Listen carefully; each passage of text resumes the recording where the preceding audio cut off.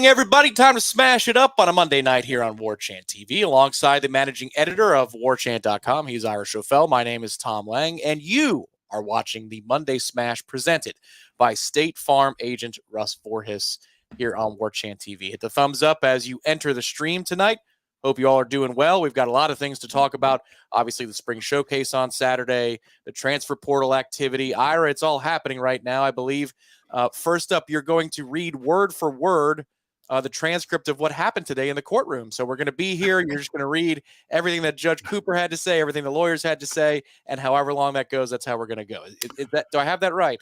Yeah, I'm going to cite all of the case law that they brought up and all of the subsection line 27 of paragraph 34. Yeah, no, I'm not going to do that. But yeah, we'll recap that real quick. I talked about it a little bit on Jeff's show. It's a bit on the website. I'm sure everybody watching this knows, but basically to kind of the cliff notes is Florida State's lawsuit against the ACC has kind of hit a little bit of a stumbling block. The judge ruled that Florida State in their complaint and in their amended complaint didn't spell out properly why Leon County is the proper jurisdiction for a case that involves FSU and the ACC, which is obviously located in North Carolina. That was the ACC's contention. Florida State basically didn't have it spelled out correctly. So the judge is making them go back and amend their complaint. They have 7 days to do that. And it sounds like it's a formality. They just have to include that language in there. They'll go back to then the ACC has up to 20 days to respond. Somebody pointed this out to me that's fair, that the ACC could at that point say, you know what, they met the burden. We complained because it wasn't proper before. And Judge Cooper had already stricken one of their complaints, and they basically rescinded one of their own. So there's not much left there. So if Florida State puts in the language that's accurate, I guess the ACC technically could just say, you know what, we're good. We'll withdraw our notice to or our motion to dismiss the case. I don't think that's going to happen, but it could. But anyway, basically, this is going to hold the case up for about a month or so while they go through that process and then come back before them. And then ultimately, it seems like the judge is going to rule in Florida State's favor. It felt like he wanted to do that anyway. He just wants to be careful because it's such a big case. I was popping in and out. Ira, of course, the JCS started at 1:00, and there was a lot. There was a lot of back and forth between the lawyers and obviously Judge Cooper. But it seemed to me that it had the energy of, in very simple terms, not a legal mind here, if you're in a math class and the teacher says, you got to give me the answer and show me your work. Right, yeah, right. Exactly. And you bring up just the answer and the teacher says, I can't accept this. You got to go back and show me your work. And I think Judge Cooper was trying to get them over the finish line in a sense. Not that he's biased, but it seemed like he was giving latitude. So here it is. If the ACC wants to drag its feet, Ira, because there's a proceeding in North Carolina that they'd like to finish first or get closer to the finish line first, they can do so now. And it costs Florida State about a month. That's a lot of billable hours they didn't have to pay for, I don't think. Right. And there is somebody mentioned on our thread on the Tribal Council, a lot of attorneys and a lot of people that stayed at a hotel last night that says that they make you feel like you're an attorney. But one of the, I think, resident legal experts said, you're also forgetting the fact that Florida State's appealing the ruling earlier in North Carolina. So that case is kind of in a standstill while they go through that appeal, and you don't know how long that's going to take. So it may not. We'll see. We don't know whether or not it's going to have an impact. The other thing I want to touch on, because I saw somebody mention in the chat, is the judge did order both sides to go through some mediation within 120 days. Just wanted to clarify that for people that weren't watching the proceeding, because I didn't really write about it other than in the message board thread. But basically, any case that comes before him, he sends them to mediation along with proceeding with the trial. He believes staunchly, and I think it's the position of this circuit court, but also him in particular, that most things can be worked out with mediation before it actually goes through the whole legal process. It's usually better for everybody, cheaper for everybody. So he's ordering them to go through mediation, but he can't order them to actually do anything. So they're going to have to go within the next 120 days. People from the attorneys from FSU, the ACC are going to have to go sit down with a mediator, some common ground. Is there a way to come to an agreement? It's not arbitration. He clarified that where you're ordered to come to an agreement. Or there's going to be an agreement decided for you. He's giving them a chance to do it.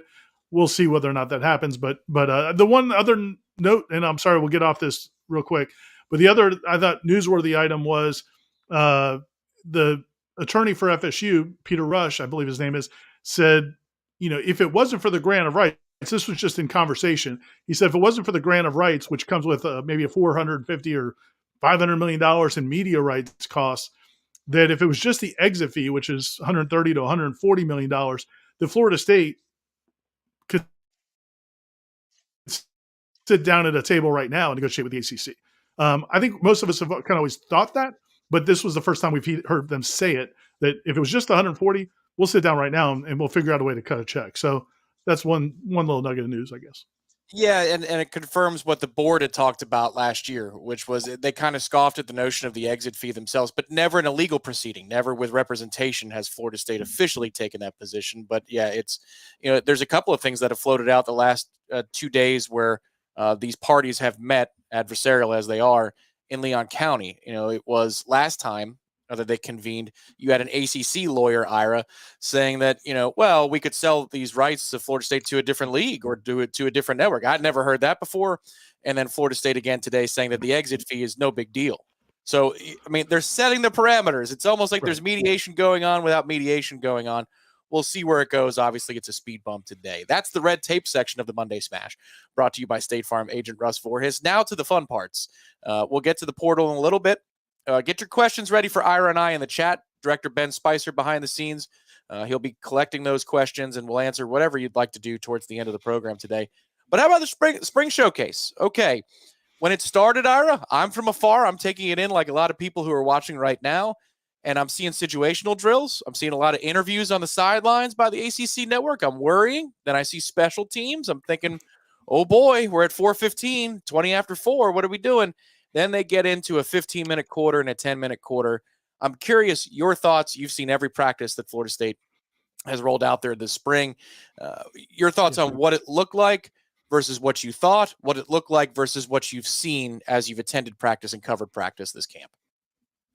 Yeah, there's a lot of distinctions there. I think that I've got kind of 3 viewpoints.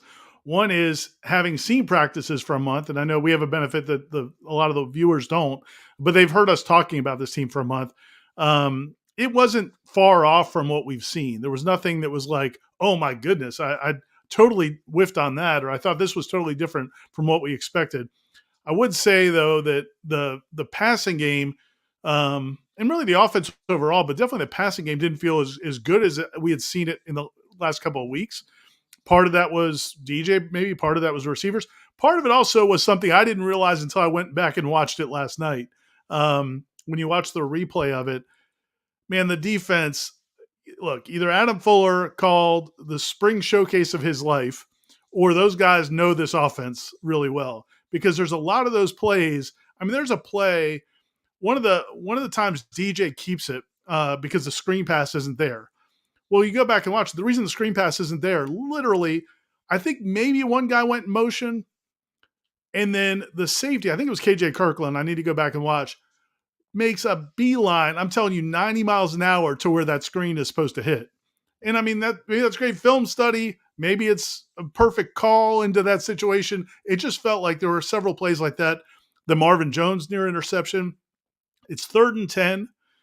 They run a zone blitz, which again, Adam Fuller also dialed up a lot of blitzes. So to me, this was not a game where they were really trying to make DJ look great or the passing game look great. I mean, they dialed up a lot of pressures.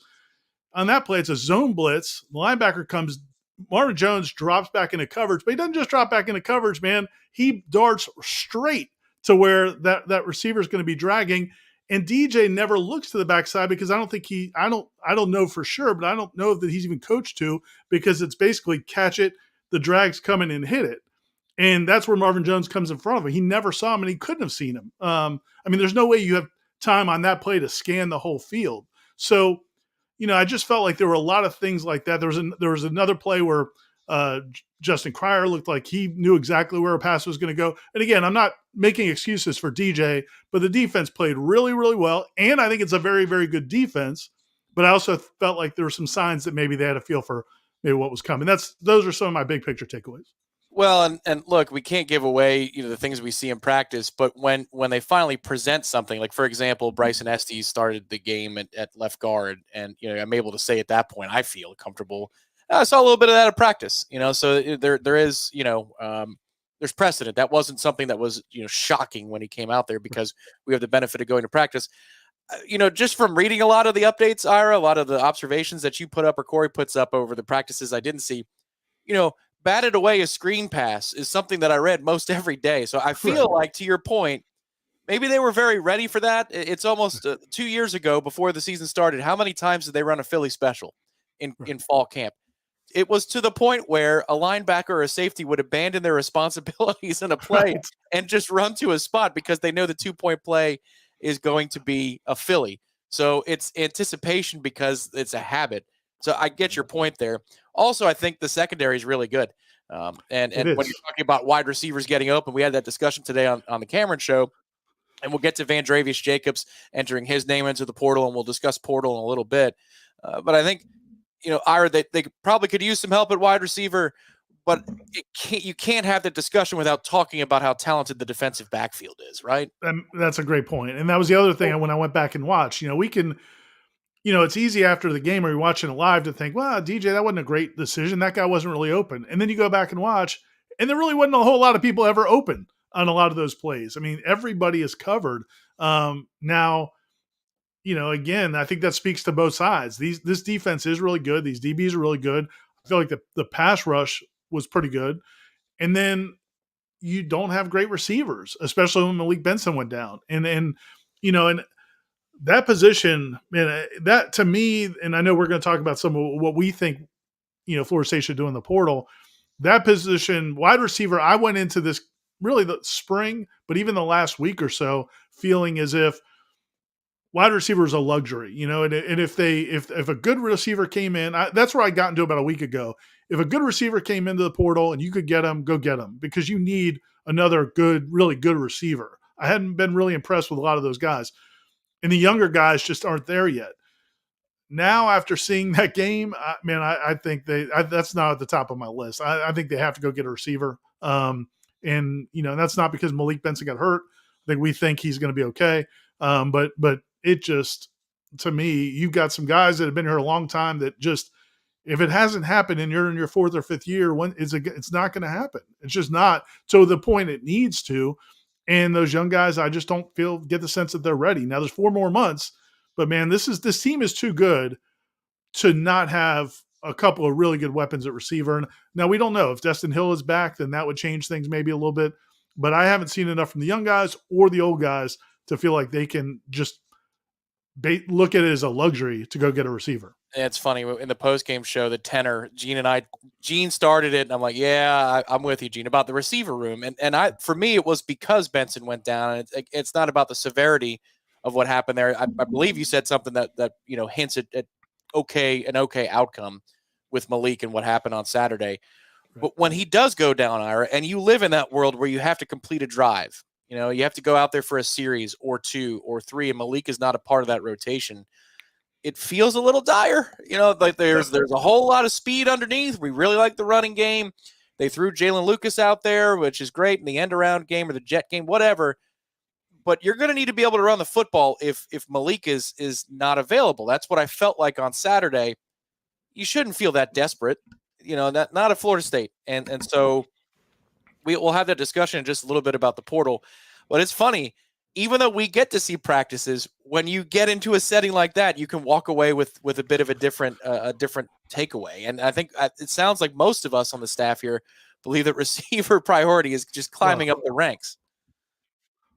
And I think most people that watched it, and I will say that I don't want to, I'm not overreacting to just that day, because we do get to watch, but I feel like, early in the spring, one of the things I said, I think it was on a Smash, and I think I said on headlines too, was, you really notice the difference not having Keon because you don't, and Johnny, because you're not seeing receivers go get the ball.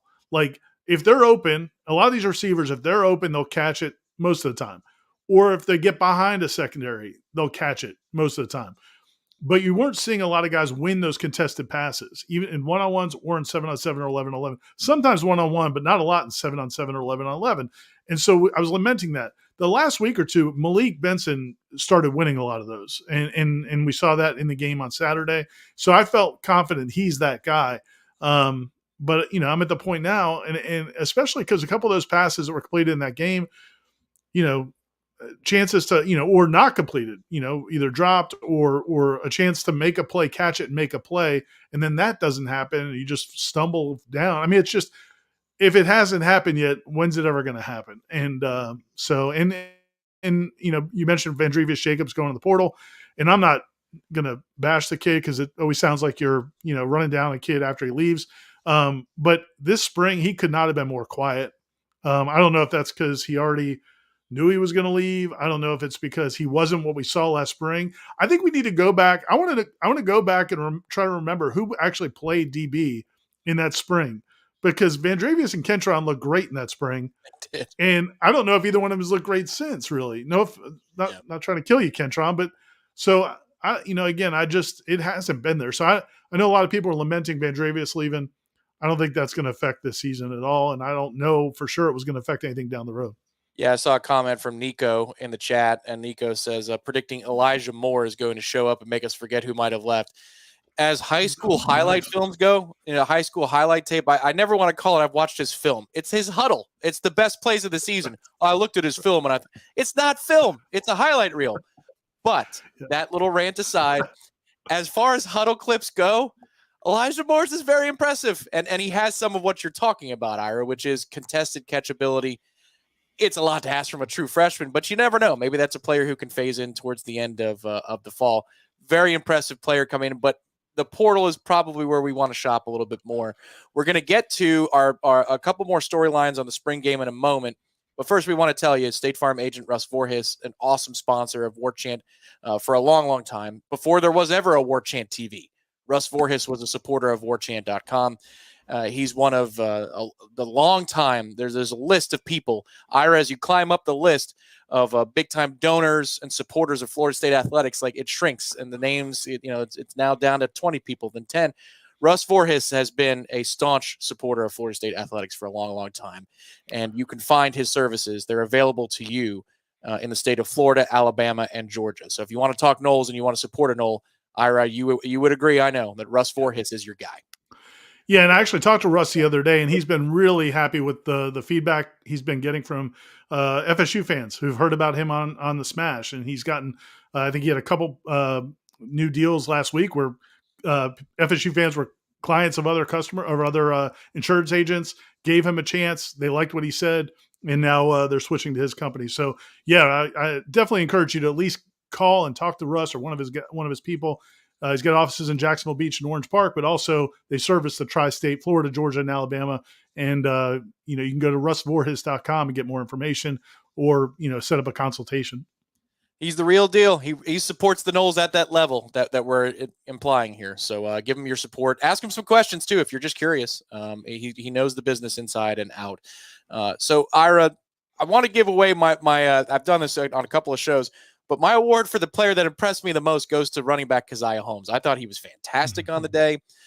Everything that he did well. Like, when he had a chance to break a run, he did. When he had a chance to break a tackle, he ran through Shaheem Brown.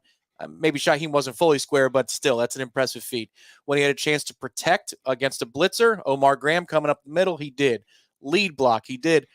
That's such a crowded room that I think a performance like one that Keziah had on Saturday in the spring showcase might earn him some credit, some equity as we go into the offseason, as we go into fall camp. I actually thought the running game was okay. The offensive line got pushed around for stretches, but I didn't think the running game was that bad. Started slow, but then they started to hit on some. Roydell did, Keziah did, Jalen Lucas hit one up the middle as time went on in that showcase. Do you have a player that stood out for you that you want to wave the banner for, or is there a theme that you'd rather talk about that you took away from the day? Well, one thing I want to say on the running game real quick is just it was okay. It was also very hit or miss. Like, you had a few big runs. You had several decent runs. And then I think I had 10 carries by the running backs. The scholarship running backs had 10 carries for 1 yard or less. That's not great. They got stoned at the line several times, including, Toafili, all of them. They all had carries like that. And that's not on them necessarily. It's usually on the offensive line. But that was a little, bothersome, I guess. But as far as a player, I continue to really like Justin Cryer. I thought he looked good in some of the when I went back and watched it. I think again, I don't know if anybody stood out that I wasn't expecting. Right. Conrad Hussey's physicality, Corey gets upset with Conrad Hussey because every time he slams a guy down after a play, Corey's like, "What are you doing? He's your teammate." But Conrad Hussey's physicality is noticeable. Like, I think he's going to be a guy that people are going to like the way he plays. Just that nastiness that you used to see from, the Jalen Ramseys and those kinds of guys. Edwin Joseph, I thought, played well. The backup corners, I thought, played really well. Quindarius Jones continues to be really good. That DB room, just everywhere you look, it impresses me. I thought, the offensive line started out with Bryson Estes at left guard, then they rotated in the two SEC guys. And hopefully the news is good, obviously, on Terrence TJ Ferguson, because he got rolled up on towards the end of those. Man, they were like a drive away from putting him on the sideline too, Ira. That pissed me off. I did. I just from what I'm hearing, it doesn't sound like anybody that got injured in that game is a long-term thing, like that's going to affect this fall. At least that's what it sounds like preliminarily. I don't think anybody that you saw get hurt in that scrimmage is their status is really in jeopardy for the season. That would be huge, because when you had Ferguson and Leonard at your two guards, you started to move guys around. They did a good job and handling as much as anyone can. Darrell Jackson winning some one-on-ones, creating seams, things like that. To me, it looks like those two transfers might be your starting guards. But again, it's only one day. It's in the spring showcase. DJU's performance, we've got a piece right now up on warchant.com. Corey Clark wrote, and it's about an up and down day, but how the spring overall went well. What's your takeaway, Ira? Was Saturday emblematic of what you've seen from DJU the last month? Was it a little better, a little worse? And where do you think he stands, and where do you think the staff believes he is in his growth at being at Florida State? When I left the scrimmage and I left, again, like when I left the showcase, I was a little disappointed that he didn't hit more throws, because he had really been coming on the last couple weeks, and I knew that, the fan base has not been out of practice. So they hear what we say, but they needed to see it for themselves. And when the passing game didn't really click, that disappointed me, because now I think that you're going to have a lot of people, we see it on our message boards and elsewhere, where some people want to take a wait and see approach, but other people are like, okay, he stinks, like you're hearing some of that. So that disappointed me. But when I went back and watched it, I felt better about the way he played. I didn't, again, a lot of those plays where it felt like he forced something, nothing was open. There also, there was one or two throws that he'd like to have back, but Jordan missed a couple throws here or there. And one of them, obviously, was the one to Ja'Kai where DJ is kind of rolling, and it kind of looked like maybe he threw off the wrong foot or something. But anyway, the pass went short. Ja'Kai couldn't make a play on it. That would have been a nice play. There might have been one other, the deep ball to Malik, I think maybe wasn't right on target. But for the most part, I thought he was fine. I think he played well. And I think he's going to be, that's only after a month of practice. I think 4 more months, I think they're going to really build a plan around him. And that was going up against a good defense. I felt like it knew a lot what was coming. So I'm bullish on him, and I think they are as well. I don't know what to tell you. I understand anybody that's watching this that thinks I'm a homer or I'm full of it or I don't know what I'm seeing, and I get it. I'm just telling you the last couple weeks he's looked really good. And when I went back and watched it, I didn't put a lot of the blame for what happened in that scrimmage on him. Even the DJ Lundy play, that was great coverage. That's going to happen. And it just happened that the ball went up straight. He didn't throw a pick. He threw a ball that maybe should have been a little further out, but DJ makes a great play on it. And I think people should be happy about that. DJ Lundy made a play in coverage, and the only reason it looked like it could have been a pick is because the ball just happened to go straight up in the air. That's a fluke. It was a broken up pass, but again, it wasn't like I don't know. I feel fine about him. I think he's going to be really good. I after seeing how much he improved over the last 2 or 3 weeks, I really can't wait to see what he looks like after these next 4 months. Yeah, I was glad to see a couple of Thursdays ago when I was in town. He had a good day. Like a really good day. And there was a series of 3 or 4 throws that, they are vintage, if you will. I don't know if I want to use vintage on a kid who's under 25 years old, but like vintage DJU throws, exactly what you would think. Strong arm, unlocking different parts of the field, getting down in a space where most members of the secondary wouldn't even think they have to defend. And it's just, there it is. It's over the top. It's a laser, 65, 70 yards down the field. Nico, I think, again, makes a good point, which it's vanilla offense against a good defense. He says awesome. It could very well be. I don't think Mike Norvell's rolling into Saturday Spring Showcase scheming to beat the defense the way he would an opponent in September. 100%. I agree completely. And I also thought, there was two practices ago, I think it was, where they ran a lot of red zone stuff, I think. And Norvell, man, opened the bag of tricks, dude. They ran a bunch of stuff and the defense was caught unawares. I mean, it was a reminder that if Mike wants to scheme it up, Mike can scheme it up. And they hit on a bunch of plays. When you watched a lot of those routes, I mean, it wasn't like they weren't running pick plays. I mean, I do think it was very vanilla and just didn't do anything to help him out. Also, I think his day looks a lot better. I know I sound like an apologist, but if Kentron catches that ball, the ball in the end zone, Darion can't make, that gets broken up. I thought that was his best throw of the day. That was yeah. And I'm not trying to kill the receiver, but I feel like you could position your body a little bit better and shield off that defender. So anyway, it was just and it was a nice play by the DB. I just think a few things could have gone differently and made his day look a whole lot better. I think he's going to be good, and I think he's going to be really good. One other thing he did, there's one surprise I hadn't noticed in practice, but he's really good on the zone read stuff. Like he knows. I mean, not only the one we talked about after the game, Corey mentioned it. The one touchdown run where he really holds it for a long time for Roydell. He had another one. He had a couple others where he reads the defensive end perfectly, and he takes it. The defensive end crash. He takes it around the side, and they blow the whistle after 5 or 6 yards. But in the game, there's no way that they're stopping that. So I knew he could be a weapon in the running game. I didn't realize he runs the zone read as well. I mean, he looks like he really can run that. Yeah, he's got whatever that is, the split-second decision-making capability to know what to do with the football. He's got an IQ when it comes to running the football. Dominic Robinson did the breakdown on that. You could see it. He's got an idea of timing and pacing. He's just not fleet of foot. He's got heavy feet. But once he gets motoring and moving, Ira, he's a weapon. And I think it was important, probably to Mike Norvell, I'm assuming here, that they put that on film. They put the showcase stuff out there for opponents to consider that, no, we're not reluctant to run DJU. We will run him, and it's not just in 3rd and 1. We'll run him on 1st and 10.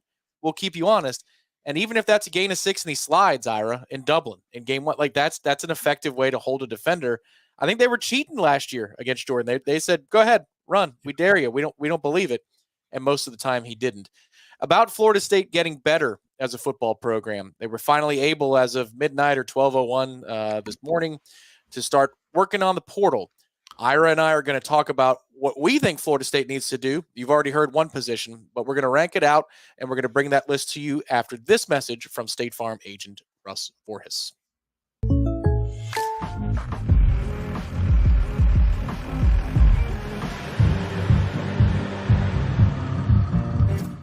Contact Russ Voorhis for an auto quote today. Apologies for not bringing the game show music with us, but I'm going to play off of the Supermarket Sweep logo. I kind of ripped it off here. Director Ben can pull this up, but we're calling it Super Portal Sweep. And this is Ira's top 3 list of needs. This is my top 3 list of needs or wants. It's my word. I use wants. I don't know. They've got a lot of the pieces that they need, Ira, but in a perfect world, here's where you would go. These are our top 3s, and I see that we have the same positions, just ranked a little bit differently. Tell us about your list and why you believe wide receiver has climbed all the way to the top of what Florida State needs to do as it hits the portal this week. Yeah, I think they should start a game show where maybe you have a big supermarket and you put transfer players around the market, and you've got coaches have to race through to find the portal targets that they need. Maybe, or it could be a blind test. They just pick a game show and then see if they got the ones they needed. But I move receiver up. I had it more as to me going into the spring game. I thought defensive tackle was one position where they definitely needed somebody. And again, not to start. I think Josh Farmer, Daryl Jackson, The guys they've got behind them are really good, but I feel like they just need one more good defensive tackle in that group. You lost so many guys from last season, and they brought in a couple, but I think they need more. If you brought in a defensive end, like I feel like maybe you put Tomiwa Durajaye in the middle, and then you get a defensive end outside. So I feel like that could be an end instead of a tackle, but I'd prefer it to be a tackle. But then, after watching the spring game, I just feel like the receiver moved to the top of my list. I think with DJ's arm, it would be a waste to not have some better receivers. And I haven't seen enough to feel super confident in that group. I love Malik Benson. I think he's going to be a stud, but I think they need another stud to go with him. And I think that changes your whole team if they have that. I think the running game is going to be good. But DJ, I think Corey and Aslan were talking about on Wake Up Warchant this morning that these receivers probably aren't any worse than the 2022 Florida State offense, which was good. It was a good offense. But the difference is that 2022 offense had Jordan Travis running around and making plays. DJ's not going to be that guy. So you need another playmaker at receiver. And I just don't have confidence right now in those other guys. Now, if Mike Norvell and the staff see something differently, then they got to act appropriately. But I after this whole spring, I just feel like they need another playmaker at receiver. And then, and I still think you need a defensive tackle. So basically, I now have those two positions of need, and then anything after that is kind of just a want. Whereas before, I thought they only had one need, and it was defensive tackle. Yeah, I continue to put safety on my list. Interested to hear your answer, Ira. But when you didn't have a stabilizer like Akeem Dent out there, and I know he played better towards the end of the season, but he was at least a stabilizer in the early part of the season. It didn't look disjointed. You weren't worried about missed tackles, bad angles, those types of things. It's a huge difference. And I know they've got options that are coming in the long term, but it wouldn't hurt to have another player in the short term that helps you bridge that gap to where Conrad Hussey takes over, or any number of younger players that they might want to move over to safety. The other position that just made the cutting room floor for me was offensive line, because if let's just say that the receiver option you get, let's say you grab one out of the portal and he's a nice player, but he's not Keon Coleman. Very hard to find Keon Coleman's. Then you're really going to need play action to work. And the only way that play action works is if your running game is good. And I think they've got a core here, probably like 4 dudes that are definite, they can advance the mission. It wouldn't hurt to get another offensive lineman in there. So that's the one that just made the cutting room floor for me. But I echo your sentiments about receiver and defensive tackle. Your thoughts on any of that? Yeah. I would say offensive tackle and safety might be co-threes. Yeah. On that list for me. I think that I feel a little bit better about the other safeties than you do. I feel like I think Conrad's going to be good. I think KJ Kirkland has really come on. I like him. Devontae Brown is a guy that can play there that I didn't expect. And Ashlyn Barker can play. So I'm not as, again, I think with the defensive line and what you have at corner and at nickel corner and the other safety, I feel like you're not going to be too exposed if you don't have a great safety. And I think those other guys are adequate. But yeah, if you could get a good one, it would help. I just think there's other areas that might help more. And then offensive tackle, for the offensive line, I would just say strictly a tackle. And but and I think you guys touched about this on Jeff's show today, that if you've got Darius Washington, if Robert Scott does come back healthy, maybe it's not a pressing need, but it would be nice to have some more quality options. If you could promise me that Robert Scott gives you 12 games this season, then it's not. You're going to be fine at that point. But I think you gotta, nobody can promise that, unfortunately. No, that you got to look at that as a luxury. And if it does happen, then wow, what depth you have. I again continue to be impressed by Andre Otto, Ira. It's probably too soon to ask for contributions at tackle this year, but man, I don't think, at least for me in the 2 practices that I saw, he did nothing to slow down my personal hype machine. Just in between my ears, this personal hype machine is going for Andre Otto. I think he's going to be a really nice player here for at least a couple of seasons. Did you take that away from watching the trenches? All spring. I like him a lot. In fact, I liked him last year when he first came in. He's much more physical than I expected. Because again, if people have watched any interviews we've done with Andre since he's been at Florida State, not that there's any correlation between how what your interests are off the field and what you are on the field. There's been plenty, Myron Rolle. There's been plenty of players have done tremendous things, but he's like, when you talk to Andre the first couple times, he talks about his film interests and he wants to be a director and super smart kid. He's from Key West, which is not really a hotbed for football. So like all of the stereotypes for me to think he's not going to be a real physical kid, and was dead wrong. Yeah, man, he puts his head in there, his nose in there. He is a physical football player. It's fun to watch him play. Man, you saying people from Key West can't be tough? Come on, I'm just saying it's not known as, it's been a minute since the Key West Conks or whatever they are have made a run to the state championships. It's a new pipeline. We're going to call it the Andre Otto pipeline. So for Florida State, a couple of players, at least at this point, as we're talking out 7:43 p.m. on a Monday night, Vandravius Jacobs has entered the portal. I believe David Stickle as well entered the portal. That saddens me a little bit real quick. One of his high school coaches was at practice recently, and I was talking to him. I said, man, I need to do a story on David Stickle. I wanted to do a story on him last fall, just never got around to it. And I was like, man, I think I'm going to do a story on him this summer because he's an interesting guy. Came here as a walk-on tight end and just kept getting bigger and stronger. They moved him into a backup center role just because he could snap. They had nobody that could snap accurately, so they needed somebody in practice when they wanted to limit Maurice Smith. And he could do that, but he's put on weight and worked. And he can play center. He's not, he's not threatening Maurice Smith, but he can play a little bit. I'm glad for him that he feels like he can get an opportunity somewhere else. And I think he could, because he can snap and he's big enough at some levels. He's just not big enough probably for Florida State. And so I'm sad to see him go because I think he's been a cool story, but I mean, hopefully he'll get a chance to play somewhere. Yeah, my thought on that is, so you're telling me there's a couple of center options here. That's good. For Florida State behind Maurice. Hopefully they continue to in the offseason cross train and cultivate some things there. And then for you already addressed Vandravius Jacobs. He'd been quieter, in the practice fields this spring. He made some plays here and there, but this isn't unexpected. It's not like a whoa, didn't see that coming kind of moment. Correct? Yeah, I mean, again, I hate to. We all do this in the media, and I hate to do it. You pile out dirt on kids when they leave, but they weren't happy with him at times last year. And I'm not saying everybody, but you would hear whispers from certain people in the program that weren't thrilled with some of maybe his decisions or just the way he handled himself sometimes. And so it wasn't like a total shock that it wasn't working out. But what really bothered me again is just the lack of production on the field. I mean, there was a play last week. This is just kind of a silly thing, but like there's a play last week.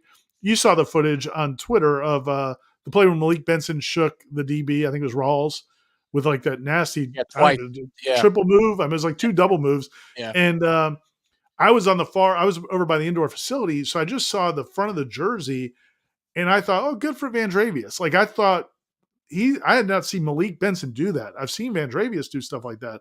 So I thought it was Vandravius, and I actually wrote that. And then I heard Aslan and Corey talking on the podcast, and he says Malik, and I'm like, what? So I texted a couple other people on the beat, and shout out to Chris Nee. He told me, yeah, it was Malik. And so, but then I was just like, oh, that's right. I haven't seen Vandravius do much of it. Just has not been a factor much in this camp, and that's unfortunate. So I'm not trying to bury him. But yeah, to your point, it's not going to affect their plans, I don't think, for this fall. Yeah, it's agreed. There was promise there because just the way he got out of his breaks last year. I mean, I know what you're talking about earlier in the program, like who was covering him again because they weren't anywhere near him.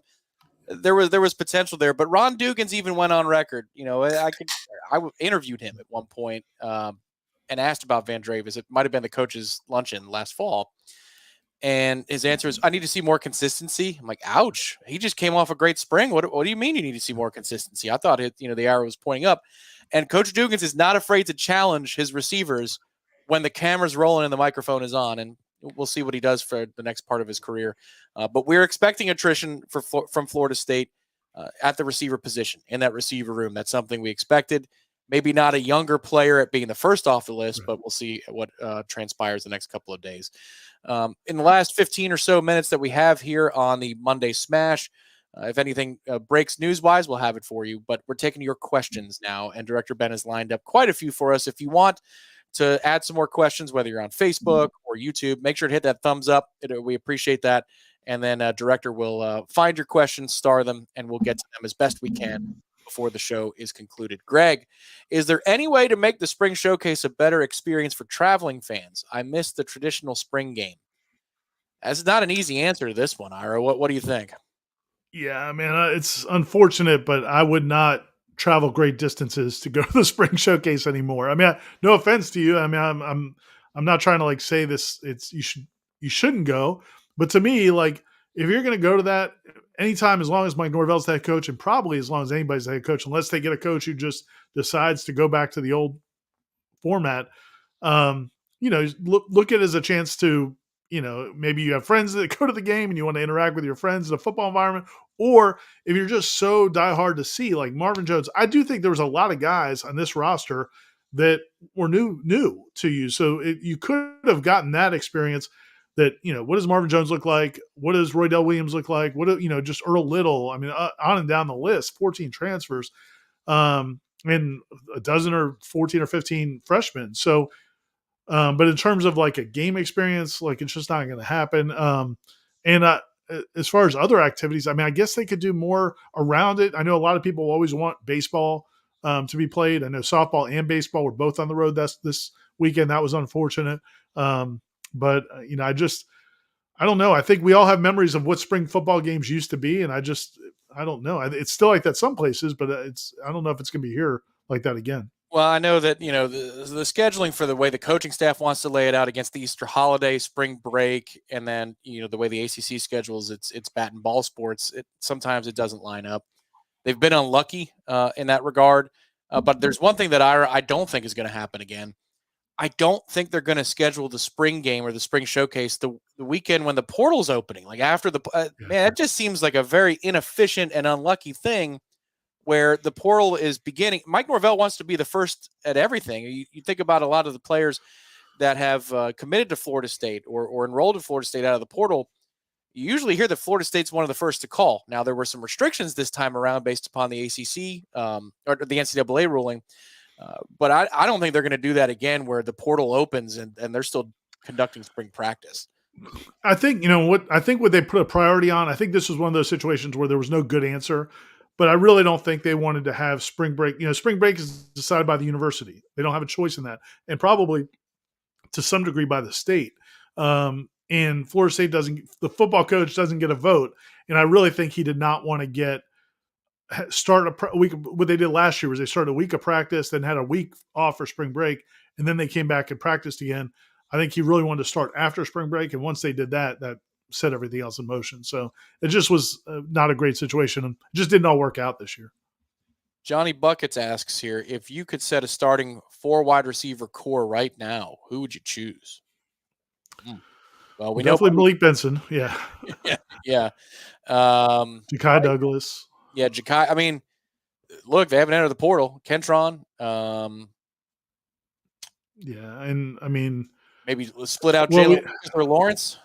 Well, we don't know, and we don't know for sure. There's nothing confirmed yet about Destin Hill when he'll be back. But if we take him out of the equation right now, Malik and Ja'Kai Douglas are the two no doubters.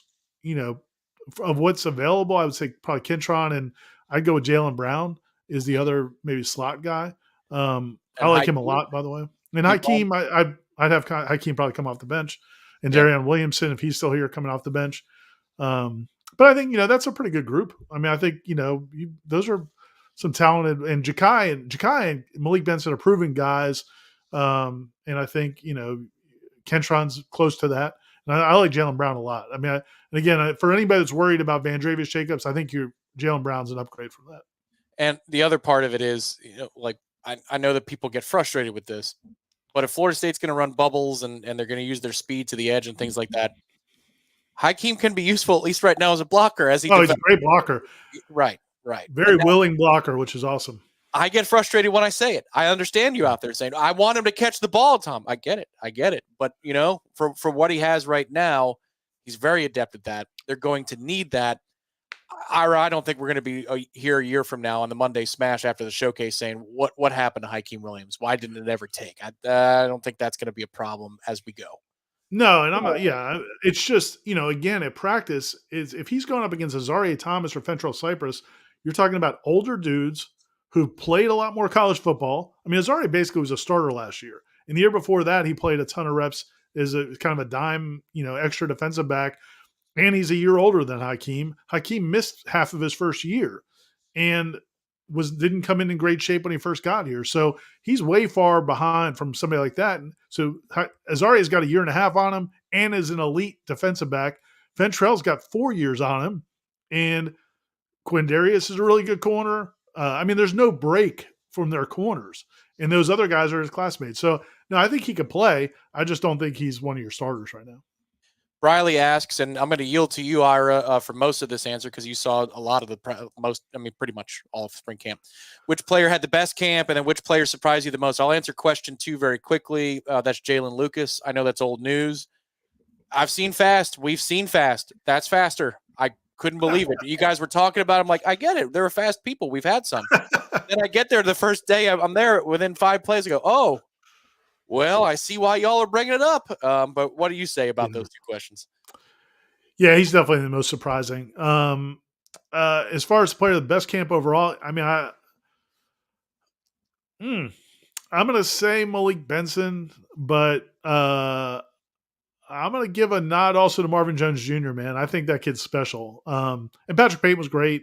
He had a good camp, really good camp. But I think Marvin Jones Jr. really could be. And what I liked about Marvin Jones Jr., going back and watching the video, watching the replay of the game, when he doesn't make the play on the interception, he looks distraught. Like he looks like he could not be more upset that he didn't intercept that pass.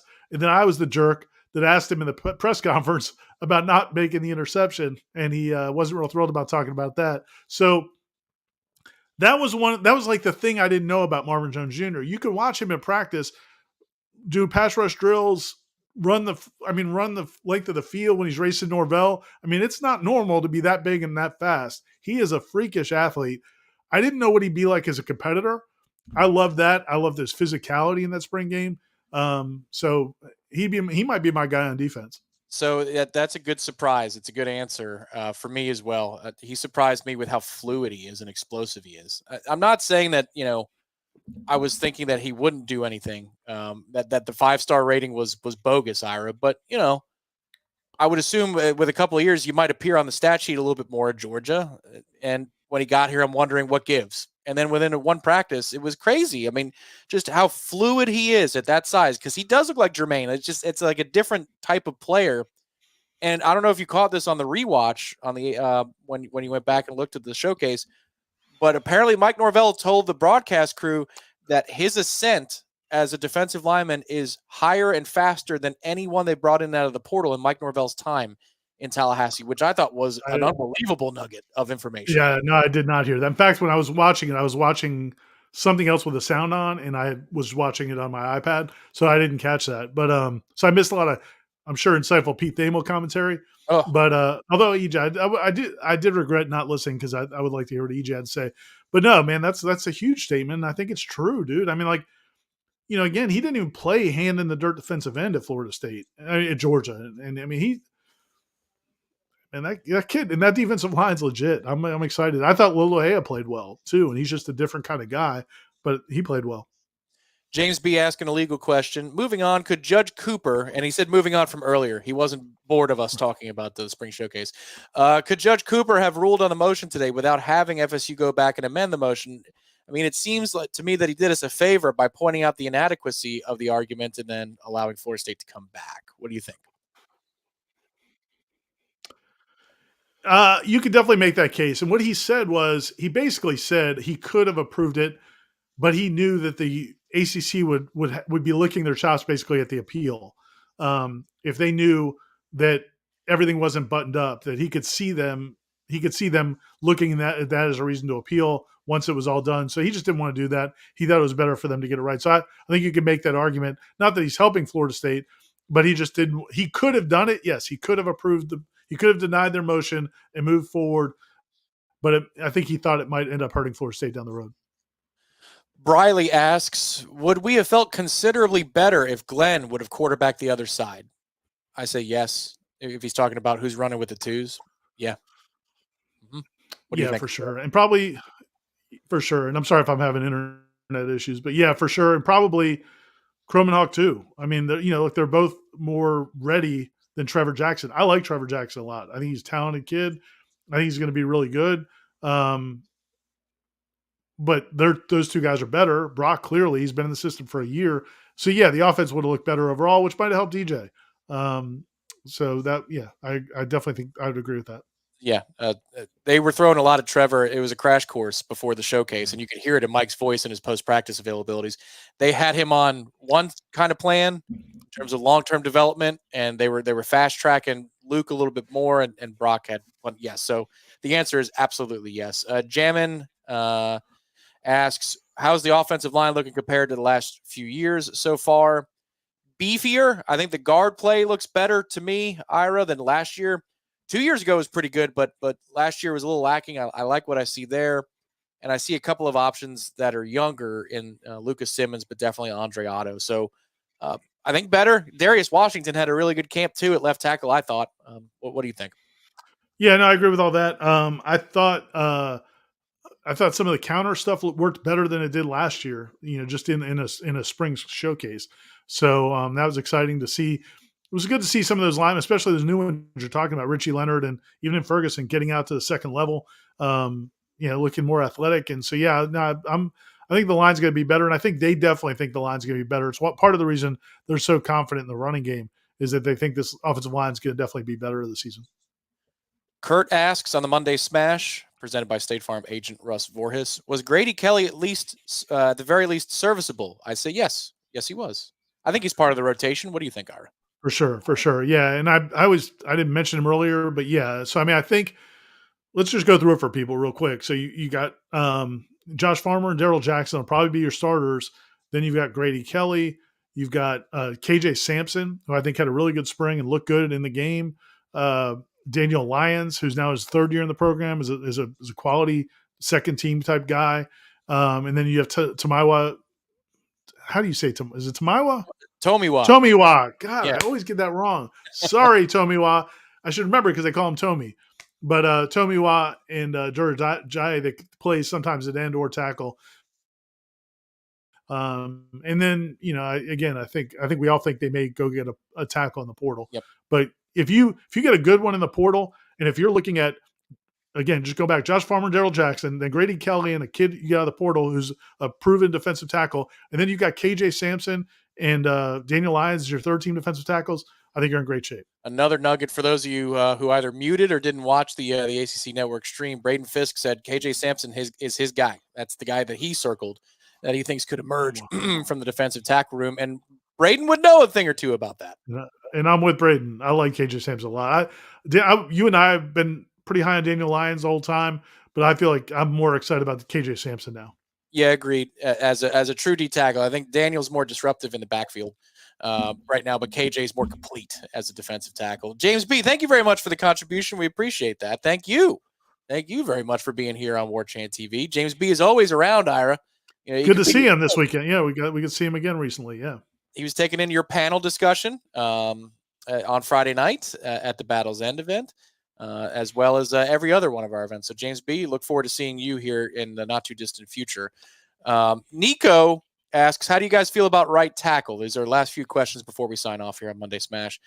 I call it... What's that emoji? You know what gene I didn't get? Like what chromosome or whatever, what gene I didn't get in the gene pool is understanding emojis like at first blush. Like so many times I'll see an emoji. I mean, I get smiling, I get winking, but there's so many of them that I'm like, what exactly does that mean? But I didn't. Yeah, Jeremiah Byers, I didn't think looked great. And this was going to be a big spring where we thought he was going to. Alex Atkins really said he thought he would take a big jump this spring after having a full year in the program. I don't know. I didn't see it. He looked fine, but he didn't look great. Formerly of my top 40 list a year ago. Ouch. I call it concerning. I want to see how concerned the coaches are to see if they target anybody in the portal. I think it's concerning. That emoji, by the way, Ira, between my wife Jamie and I, we use that as the the woozy face. We use it. Thank you, Director I Ben. mean, what does that mean? Okay, I use Somebody, they need like instructions for the boomers out there when they. I mean, what? What does that mean? as if tired and emotional from inebriation. Now that's funny. We don't use it for that. We use it for if you just had a really big nap or you're waking up and you're foggy brained. We call it the groggy. It's the groggy emoji. So if one is groggy, that's what that is. Nico, thanks for the contributions tonight. Oh, I should also note, Ira, that James B, who just provided a super chat, was also extremely generous last week when we were raising money for the second harvest of the Big Bend. Not only did he support it from the golf tournament, James B dropped a very sizable donation. So James B, to your heart, thank you for the support for us, but I'm glad that you're tenfold supporting organizations like the second harvest of the Big Bend. Good stuff. Yeah, for sure. There's one thing I wanted to, and I know you may have another question or two, but one thing I wanted to say to follow up on what I said before about like when a kid goes in the portal, like I hate to be negative about them because it sounds like, oh, you're just dogging any kid that leaves. What I would say to argue against that is the three most recent guys that left the basketball team, Jalen Worley, Cam Corhan, and Bobby Miller, all should have stayed, all needed to stay, all are bad signs that they're leaving. So I'm not trashing anybody that leaves. There have been some basketball players that left that I'm like, well, that's fine. Those three guys, I think it's a bad sign that they leave. And so I just want to use that as kind of defend myself a little bit because I don't want to be that guy that just piles on guys who transfer all the time. Oh, yeah, you sucked anyway. Yeah, no, we know that's what you're about. No, I'm kidding. Matt Lasser is offering his emoji services in addition to his work with the portal. Thank you, Matt. We appreciate it. Thanks, Matt. Appreciate it. To the PRP, maybe he'll give us emojis on every one of the transfer portal targets for Florida State and how he feels. You can give me a quiz after every one. It's like facial recognition technology. Connor asks, what do you guys think about the progression of Kevin Noles? Okay, I loved Kevin Noles, the freshman, the guy who got downhill and made plays. He's been in non-contact for a long time. You saw him wearing the N7 on Saturday. It's hard to say. I think he's more fit for corner, but if there's no contact, it's hard to assess, the ability, which I thought was his strength, getting downhill and making plays. My theory on Kevin Noles is a lot like Omar Graham. I think they were both hurt last year. I think it's probably not fair to judge them based on last year. So I think they're going to be better this year. But I also think Kevin Noles will be better not playing safety. I think that was not a good experiment. Get him back to nickel corner. Get him rotating with Earl Little. I think he'll play better, especially if he's healthy. Then he may look like the guy we saw a couple years ago. On the other side of that, though, Omar Graham, I did not think played real well in this showcase. So, like, I'm defending him for his play last year. There were a couple of those runs where it looked like he got in the wrong gap. Or the linebackers definitely got in the wrong gaps. I don't know whose responsibility was. Kind of looked like him, but on at least one of them. So, but the coaches are real high on Omar, so we'll see how it goes. But I think Kevin's going to have a much better year this fall. Okay, rapid fire here at the end. How was Camden Fryer this spring? Asked Jamal. I say ahead of the curve, but I was limited in what I saw. What do you think, Ira? Yeah, definitely had some splash plays. He had one catch 2 weeks ago, probably 2.5 weeks ago, on a deep ball that was phenomenal. I mean, I think it was from Luke.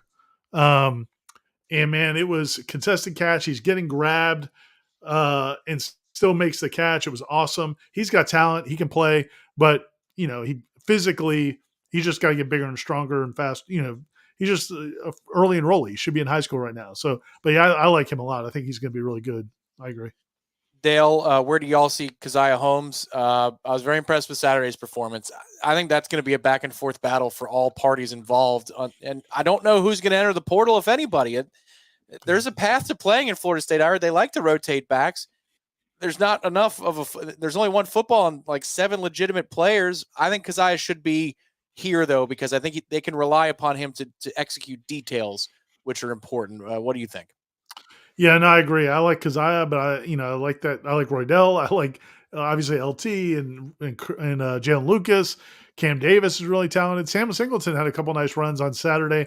If I had to pick a guy, and then they also are bringing in Mekhi Danzy this fall, a freshman from Tallahassee who's a speedy running back. If I had to pick one who feels like is not probably going to play this year, it would be Sam Singleton. So if he feels like if I'm not going to play, maybe that's just my guess. We don't know exactly what the coaches think. Then maybe he's a guy that just thinks, hey, if I'm not going to play, maybe I'll go somewhere else. But I can't see any of those other guys leaving because I think they're all a big part of the plans this season.